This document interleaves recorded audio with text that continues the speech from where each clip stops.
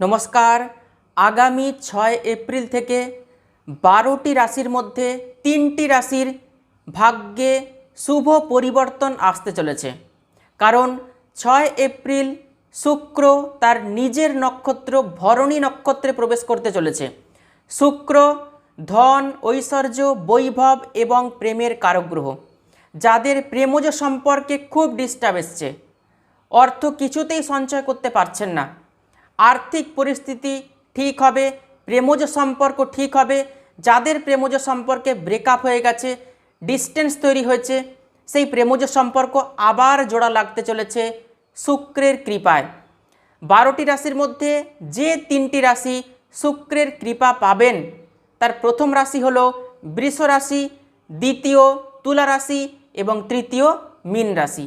অর্থ সঞ্চয় করতে পারবেন এবং প্রেম ভাগ্য অত্যন্ত শুভ হচ্ছে। ভালো থাকবেন, সুস্থ থাকবেন। অসংখ্য ধন্যবাদ।